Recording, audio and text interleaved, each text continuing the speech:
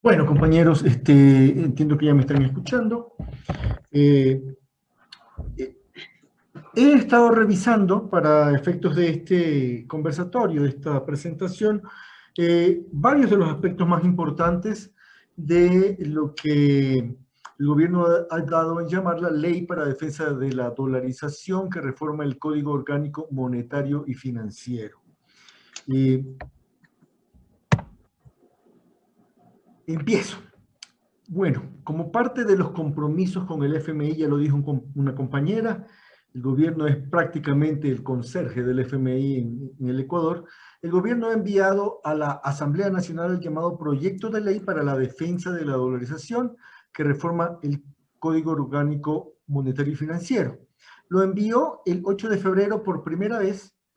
En el CAR lo han revisado y vieron que habían muchas inconsistencias de forma. El compañero Arauz nos ha denunciado que este proyecto de ley, él tiene información de que este proyecto de ley fue hecho en Estados Unidos, así nos lo ha dicho, y yo sí le creo realmente porque vi el primer ejemplar que mandó el Ejecutivo a la Asamblea Nacional y guarda un formato totalmente distinto de los proyectos que normalmente se tramitan acá en el Ecuador.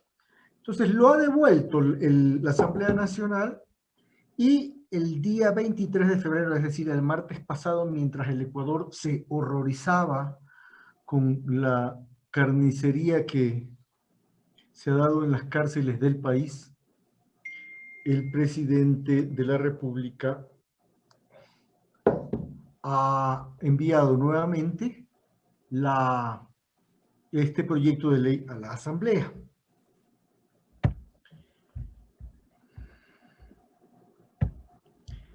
Una muy breve, muy sintética explicación sobre cómo funciona la dolarización.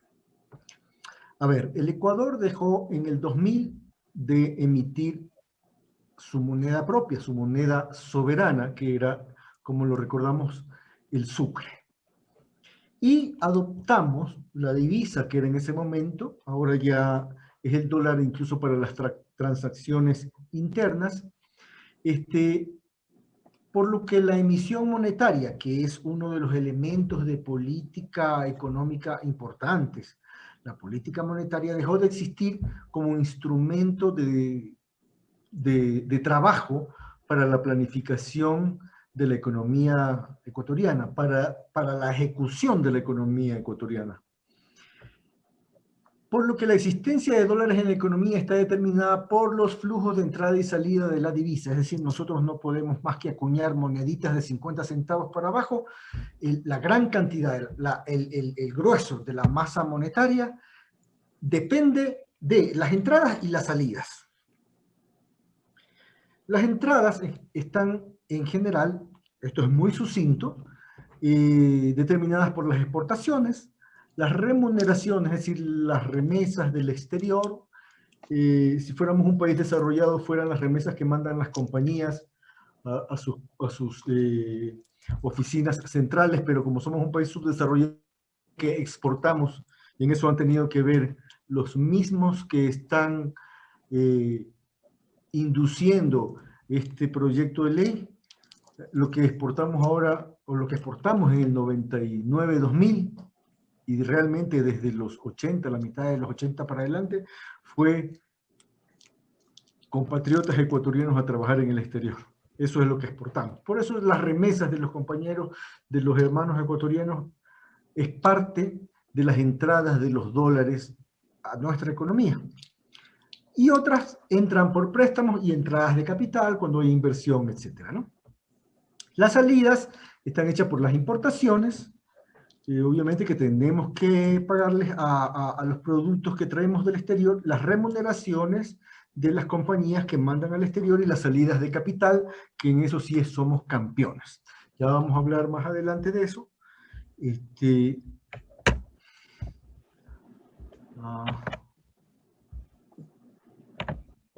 ¿Qué sostiene la dolarización? La sostenibilidad depende de que los flujos de entrada sean consistentes y suficientemente mayores que los flujos de salida. Por eso es que siempre andamos peleando que pongan impuestos a la salida de capitales, porque no podemos emitir moneda. Y parece una perogrullada, pero la dolarización funciona con dólares. La determinante para sostener en el tiempo la dolarización no es solamente la cantidad de dólares que están guardados en el Banco Central, como nos quieren hacer creer, que hay un buen manejo de la política monetaria ecuatoriana. Cuando hay muchos dólares en el Banco Central y hay que hacer todo lo posible para que haya muchos dólares en el Banco Central. Eso está en el centro del discurso que defiende este proyecto de ley. Solo del discurso. Ya vamos a ver cómo es en realidad las intenciones ulteriores de este proyecto. No depende, como decía entonces, solamente de la cantidad que en un momento en la foto tenemos de dólares en el Banco Central. Depende de la dinámica del saldo entradas menos salidas. Y aquí hay un dato que sería bueno tenerlo en la cabeza. El total de depósitos en sistema financiero a la interna, todo lo que nosotros tenemos en nuestras cuentas corrientes, en nuestras cuentas de ahorro, en las cooperativas de ahorro y crédito, todo lo que tenemos en el sistema financiero, las pólizas, etcétera, suman alrededor de 37.000 millones de dólares. Pero en el extranjero, las élites, incluida la banca, tienen solitos 30.000 millones de dólares. Es decir, de un paquete, de una masa de alrededor de 67.000 millones, aquí hay 37. Entonces, en este momento, y este es un dato que hay que tenerlo en la cabeza durante toda esta presentación, porque nos da la idea de hacia dónde van. Ojo, 30.000 millones de dólares allá afuera de la economía nacional. ¿Cómo está formada la Junta Monetaria en este momento? Esto es como está ahora. La Junta estará conformada, dice la ley, que todavía no se reforma, por los titulares de los ministerios de Estado responsables de política económica, producción, finanzas públicas, planificación y un delegado del presidente de la República. Es decir, todos tienen rangos de ministros, son funcionarios públicos y como tales responsables de su desempeño y de su gestión. Eso es como está ahora. ¿Qué quieren reformar? Se crea dos instancias con el proyecto de ley, la Junta y el directorio. Voy a hablar básicamente del directorio, que es el que tiene las competencias más importantes y yo diría hasta más peligrosas. A ver. Estos entes tienen 5 miembros, 2 a tiempo completo y 3 que son a tiempo parcial, que no tienen que trabajar ahí 8 horas diarias, sino que tienen que ir una vez al mes o cuando los convoque el presidente a las reuniones. Van a durar en su cargo 5 años y pueden ser reelegidos, es decir, que puede estar 10 años ahí. ¿Cuál es el método de elección? El presidente manda candidatos, ternas, y la Asamblea Nacional los nombra. Ellos, como les decía, pueden reelegirse y estar 10 años en el puesto, ¿no? ¿Qué cosas puede hacer? A ver, ¿qué cosa va a hacer? Porque para eso han hecho la ley y que permite eso, es liberar las tasas y comisiones de la banca. Es decir, cada quien pone la tasa que quiere de interés para sus préstamos, la tasa para los préstamos que da, los que recibe la banca, es decir, básicamente queda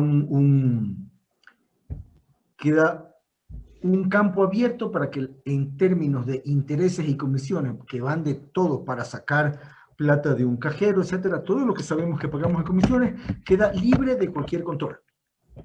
Y eso es malo para la gente, ¿no? Y es bueno para los bancos. Sin techo se aseguran que podrán cobrar lo que quieran directamente o a través de subsidiarias o terceros. El Banco Central no podrá prestar dinero a ninguna entidad del Estado. Esto es bien grave, porque el Ecuador no puede financiarse, el Estado, con plata que está dentro. Tendría que pedir o monetizar, lo que nos hablaba el compañero de antes, o sea, vender el activo de aquí, el activo de allá, para poder tener liquidez. Hay un tema que es un poco técnico, del que lo voy a topar brevemente, que divide la contabilidad financiera del central en 4 sistemas de balances. Y solamente voy a hablar del que me parece que es más importante, el primer balance, que no solamente va a cubrir ya la moneda fraccionaria, es lo que imprime los registros de cuántas monedas de 50, 25, 10 y 5 y 1 centavo se han acuñado, sino de que debe de cubrir todos los activos líquidos de la Reserva Internacional, todos los depósitos de las otras sociedades de depósito, que comprenden bancos privados, mutualistas, cooperativas de ahorro y crédito, bancos públicos con depósitos a la vista. Cambian las reglas para las cooperativas de ahorro y crédito, igualándolas a la de los bancos, lo que, según cálculos de otros analistas, hará quebrar unas 400 cooperativas pequeñas. ¿Qué significa esto, compañeros? Significa que la banca va a tener menos competencia y va a tener una posición de mercado mucho más orientada hacia el oligopolio. ¿Y qué pasa con los oligopolios? Pueden subir los precios. ¿Cuáles son los precios que suben los bancos? Comisiones e intereses.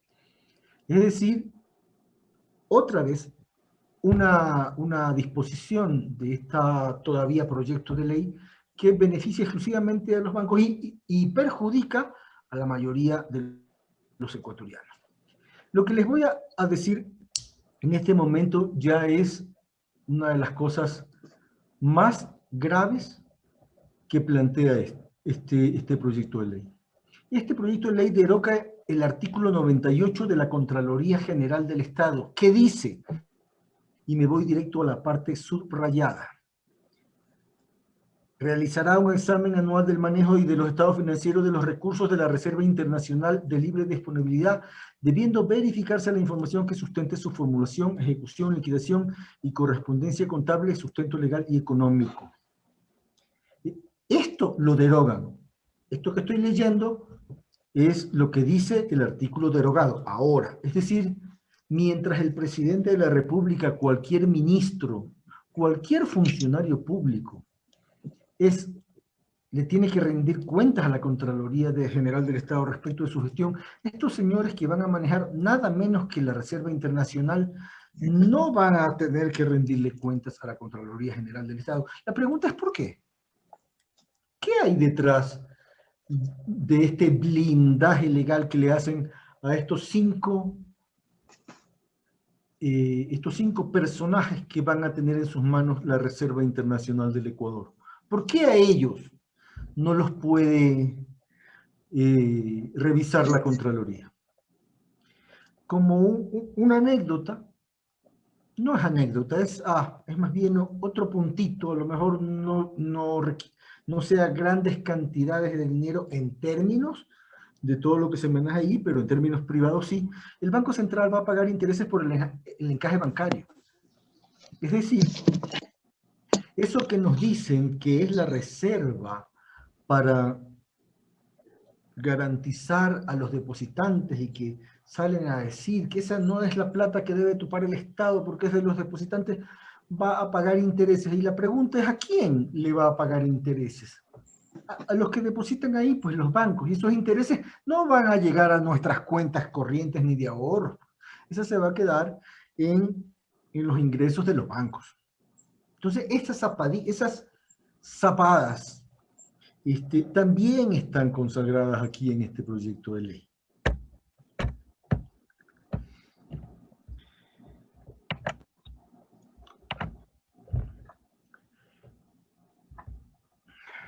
Hay una pregunta de Marcelo ahí. No lo... Dice Marcelo levantó la mano. Hay una pregunta de Marcelo. Además de una pregunta, felicitarte por remitirte a los puntos clarísimos que muestra que esto más bien va a desproteger la dolarización, sino también yo quería acotar a tu buena exposición, mi querido César, para conocimiento de los compañeros, unos agravantes adicionales que existen. Por ejemplo, lo que dice el artículo 17 de esta propuesta de ley, la información reservada relacionada con el ámbito de la gestión de la Junta. ¿Qué quiere decir esto? Esta Junta no va a entregar ninguna información a nadie. Y eso es sumamente grave. Por supuesto, esto es un elemento fundamental. El otro es el propio artículo 190 que tú te referías. Va a afectar al sistema social y solidario, a las cooperativas, y esto le lleva a que las cooperativas, 420 de las 525 cooperativas se vean afectadas. ¿Por qué? Porque ellas tienen que subir el patrimonio técnico. Entonces, esto es sumamente grave. Con esto es lo que tú decías, se quiere generar en la banca privada, ¿no es cierto?, esos grados de monopolio u oligopolio existentes para luego aplicar toda esta cuestión de la subida en las tasas de interés que obviamente ya no tienen techos. Entonces, yo más bien quería acotar estas dos condiciones. Y por último, lo de la regla de los 4 balances. En el primero, es clarísimo, los pasivos del sistema financiero se cubrirán en un 100% con las reservas internacionales. ¿Qué implica esto? Esto no solo la salida indiscriminada de capitales y recursos del sistema financiero, sino que los depósitos tienen que ser cubiertos por el Banco Central. ¿A dónde nos quieren llevar con esto? Otra vez al feriado bancario. Y es ese primer balance que funcionaba así el Banco Central en la década de los 90, lo que va a llevar a la desdolarización y nuevamente a una crisis financiera. Eso nomás era, mi querido César. Muchas gracias, Marcelo, por tu acotación. Efectivamente, y el tema es que en un artículo que creo que lo tengo más adelante señalado, por ley, por esta ley, en caso de pasar, obliga al Ministerio de Finanzas a contraer deuda para poder respaldar esos depósitos. O sea, todo está planificado. Quiero decir, y aquí viene una parte importante. A ver, uno puede pensar, si esta gente está haciendo cosas, este directorio y esta junta están haciendo cosas que pudieran socavar la economía ecuatoriana, pues sería lo lógico despedirlos y mandarlos a la casa, ¿no? Pero miren cómo se cubren, compañeros. El artículo, que aún no tiene número, remoción de los miembros del directorio. La Asamblea Nacional únicamente, ojo con esto, únicamente a petición del presidente de la República podrá remover a los miembros del directorio del Banco Central por las siguientes causales. Es idéntico a la de la Junta, no la voy a repetir porque es exactamente idéntico.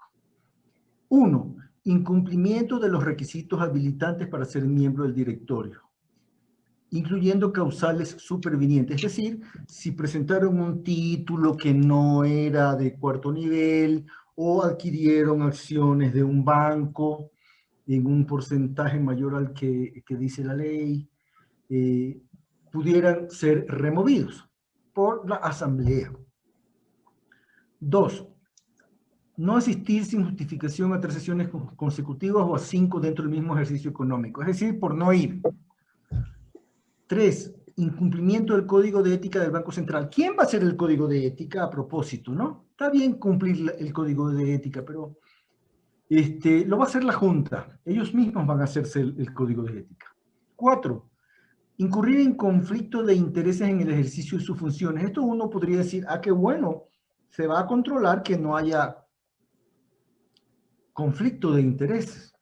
Pero ya vamos a ver cómo lo anulan esto más adelantito. 5, incapacidad permanente para el ejercicio de sus funciones. 6, por sentencia ejecutorial. A ver, ¿qué tienen en común todos esas 6 causales? Que ninguna depende de su gestión. si no mata a nadie, si no se enferma, si va a todas las reuniones o por lo menos no falta mucho, es imposible votar. Dice el mismo artículo, el procedimiento para la remoción será determinado por el directorio, el cual deberá incluir garantías del debido proceso. Ellos mismos van entonces a definir el procedimiento para su destitución. Los potencialmente destituidos o destituibles van a ser la normativa para ver cómo los van a destituir. En caso de sentencia ejecutoriada, cesará automáticamente en sus funciones. Entonces, ¿para qué le ponen el artículo 6, el numeral 6 de arriba? Si es automático, ¿para qué le ponen? Eso es una cuestión de forma, pero bueno, poco importante. Pero miren, es imposible que los echen. Ojo, en el evento de remoción o cesación de funciones de cualquiera, quien lo reemplace ejercerá las funciones por el tiempo restante para completar el periodo del miembro removido o cesado. Bueno, eso es natural en todos estos cuerpos colegiados. Y esta es bien importante, la última. Ningún miembro podrá ser removido de su cargo por otras causales que no estén contempladas en este artículo. Es decir, y con esto hago una comparación. El presidente de la República puede ser removido por la Asamblea por cosas tan notorias y fáciles de comprobar como conmoción interna, grave conmoción interna, dice la Constitución. Pero estos señores pueden tener al país de cabeza, pueden tener a la gente tocando las puertas de los bancos como tuvimos en el 99 y no pueden ser removidos, dice la ley, dice el proyecto de ley. Entonces, miren cómo se blindan, no los audita la Contraloría y prácticamente no los puedes votar.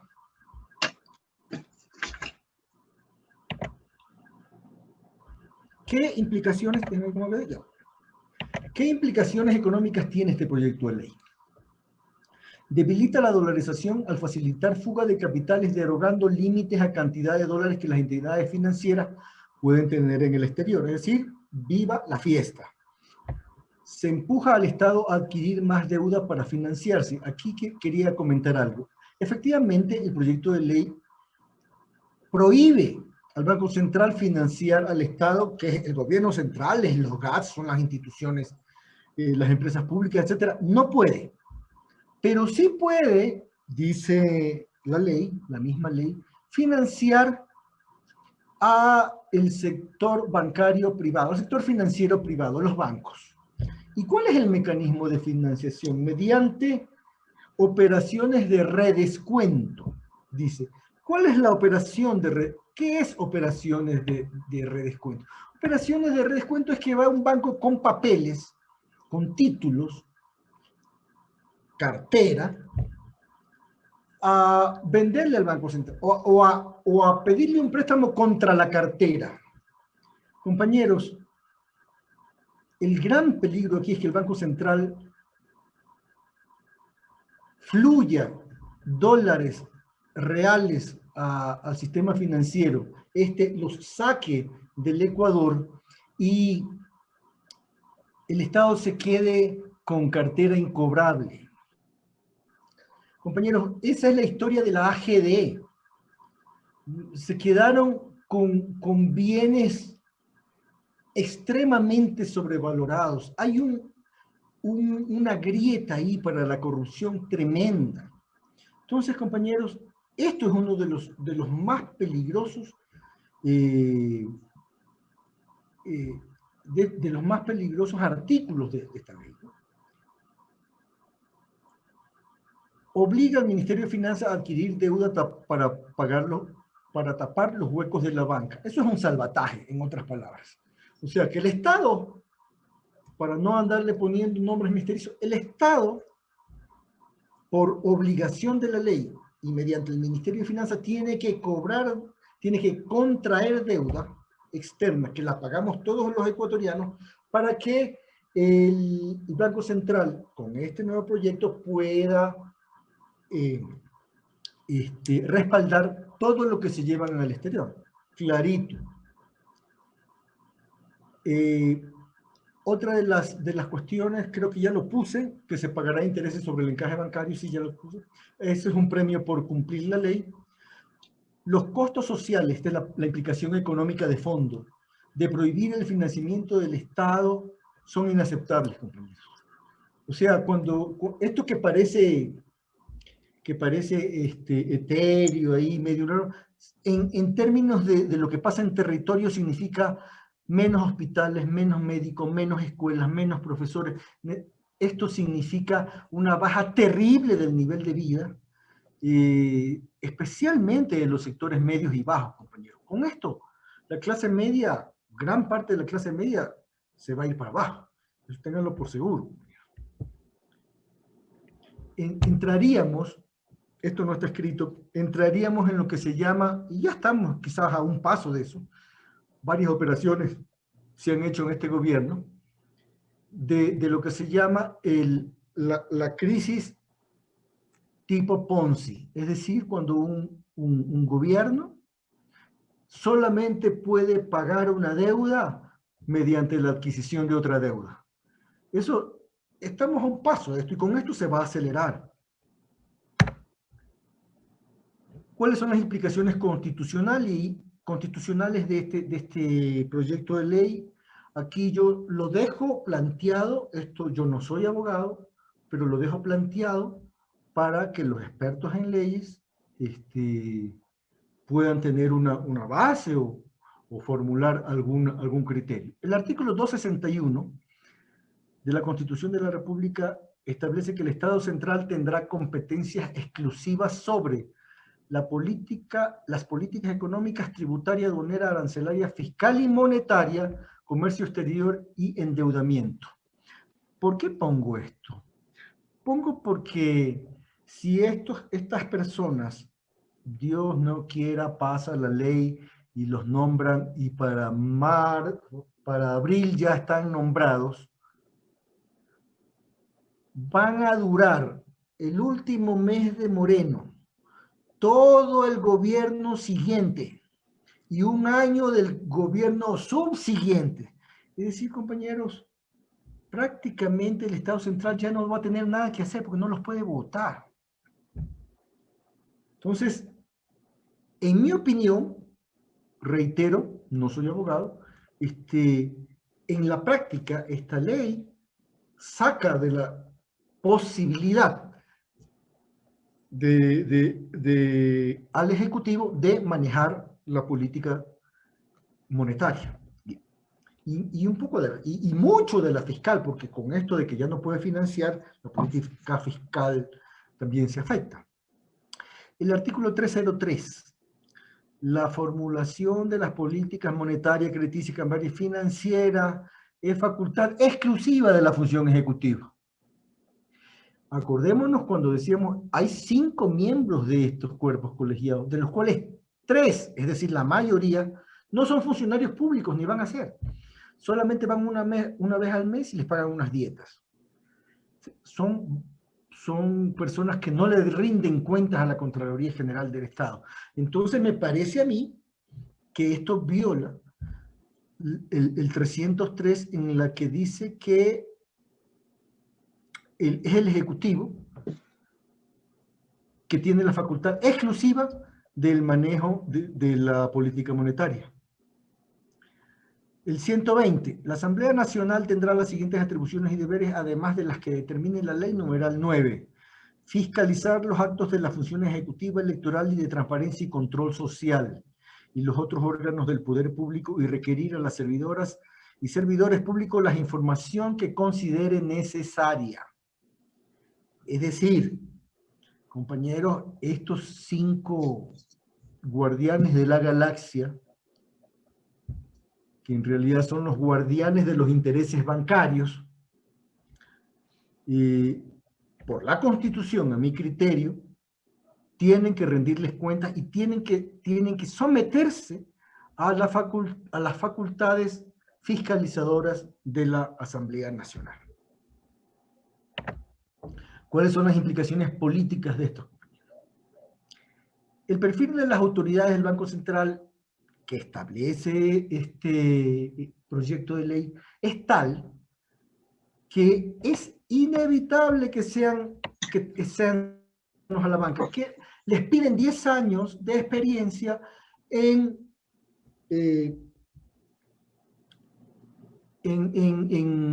actividades relacionadas a los temas financieros. ¿Y quiénes son esos, compañeros? Esos son los que han trabajado por lo menos una década en la banca. O sea, o responden a ellos, han sido empleados, han sido gerentes, etc. De eso está llena la historia del Banco Central del Ecuador antes de las reformas del 2008. O sea, acordémonos quiénes eran, acordémonos de Pablo Béter, que fue el artífice, perdón, de la destrucción de la moneda ecuatoriana. El Banco Central, cualquier banco central en el mundo, tiene como núcleo de la gestión, como razón de ser, velar y tomar todas las acciones para conservar la buena salud de la moneda. Es para eso que existen los bancos centrales. Cuando los bancos tuvieron el poder a finales de los 90, destruyeron la moneda. ¿Quiénes sí se beneficiaron? Los bancos mismos, porque ellos sacaron la plata. El Banco Central se dedicó a emitir moneda, emitir billetes para poder tapar los huecos patrimoniales en divisas que habían dejado los bancos, porque como ya se venía, había un shock externo, ya se venía la crisis, obviamente ellos sacaron, en maletas, compañeros, sacaron los dólares. Entonces, para cubrir eso, en vez de las autoridades monetarias regular, intervenir, tomar las medidas que debían tomar, lo que hicieron fue emitir moneda. Obviamente, acordémonos en ese tiempo que de 15.000 sucres por dólar pasamos a 25.000 sucres por dólares en semanas, cosa que eso, quitándole el velo del dinero, significó una transferencia de riqueza de miles de millones de dólares de toda la población al sector financiero. ¿Cómo se da esa transferencia? Porque para cubrir esos huecos en divisa hubo que endeudarse, pues. Y esa sí la pagamos todos. Entonces, eso, compañeros, que parece tan lejano, en realidad nos afecta en el día a día, como decían antes, con hospitales, con escuelas, con malos servicios, que ya los estamos volviendo, ya estamos de nuevo en el 2006, vayan ahora al registro civil. O sea, vayan a tratar de sacar un pasaporte en 40 minutos como se sacaba hasta el 2016-17. Ya no. Se trata, compañeros, otra de las implicaciones políticas, se trata de garantizar para la banca el control de la Reserva Internacional. Esa es la presa de todo esto. Esa es la presa del caldo, el control de la Reserva Internacional. La política económica se separa del Ejecutivo, cuyo titular es elegido, y esto tiene un alto componente político. El titular del Ejecutivo, sea que sea, el presidente de la República, lo elegimos los ecuatorianos. Saca la política económica de quien elegimos para ponerla en manos de representantes del poder económico. Es decir, suprime la democracia por la plutocracia. O sea, me parece que eso tiene un alto contenido.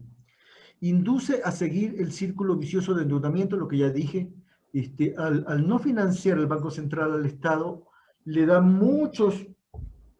genera necesidades de endeudamiento. Y vamos a llegar a que para pagar una deuda solamente lo podemos hacer adquiriendo otra.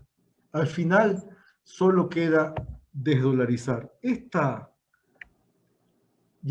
mal llamada ley de defensa de la dolarización me hace acordar de la ley humanitaria. Nada más inhumano que mandar a la gente a la calle después de 10, 15 años de trabajo sin liquidaciones a pretexto de la pandemia, etc. ¿Y cómo le pusieron a esa ley que hacía eso? Le pusieron la ley humanitaria. Permítame una pequeña digresión del marketing aquí. cuando uno quiere vender un producto que tiene algo malo, tiene que priorizar y exaltar supuestas virtudes que escondan lo malo del producto. Les hago el ejemplo, ya no hay, felizmente, pero cuando habían las propagandas de los cigarrillos. Cuando habían las propagandas de los cigarrillos, salían chicas en bikini en la playa, jovencitas, jugando pelota, hombres musculosos en la playa, etcétera, que fumaban. Pero todos sabemos, compañeros, que en la realidad el cigarrillo está más relacionado con los pasillos de los hospitales, está más relacionado con las UCI, está relacionado con el tanquecito de oxígeno que tienen que tener las personas que tienen enfermedad pulmonar obstructiva crónica. Claro, eso es la realidad del producto. ¿Cómo el marketing te lo combate? Te lo combate poniendo las imágenes contrarias. Acordémonos del vaquero de Marlboro, un hombre en el aire libre, a caballo. ¿Qué más quisiera uno? Aire puro. El actor que hacía eso se murió con cáncer del pulmón. Es lo mismo que nos están haciendo ahora. Le dicen ley humanitaria, una ley que dejaba sin empleo a la gente y dejaba sin ingresos a las familias. Y causó mucho dolor y gente que no se pueda curar y gente que no puede hacer nada. Por eso le pusieron ley humanitaria. A esto que le han llamado la ley de defensa de la dolarización es porque efectivamente va contra la dolarización. El último estertor de todo este proyecto de ley es la desdolarización. Y quiero reflexionar algo que no está escrito aquí en las implicaciones políticas. Estos 5 señores del directorio del Banco Central tendrían la capacidad de que si la banca entra en un conflicto con un gobierno, lo quiebran en 6 meses. Entonces, tienen tanto poder y tienen tan poco control, tienen 0 control, que entrando en conflicto con un gobierno, lo quiebran en 6 meses, compañeros. Esto es lo que les puedo decir. Espero que tiene algunas cosas medias técnicas ahí, pero he tratado de simplificarlo a lo máximo para mejor conocimiento de todos, porque a veces nos envuelven con terminología técnica, cosas que la gente no le para bola, que es una cuestión allá lejana. No, es esto con mucho, compañeros, con mucho. Es el peor ataque que ha hecho este gobierno contra su población. Bromeaba con algún compañero hace una semana que si a mí me dieran a escoger entre regalar la refinería de Esmeralda y que no pase este proyecto, yo les regalo la refinería de Esmeralda. O sea, esto es terrible. O sea, yo lo veo a Marcelo que se está riendo, está sintiendo. Es terrible. Muchas gracias, compañero. Por ahí vi que han levantado la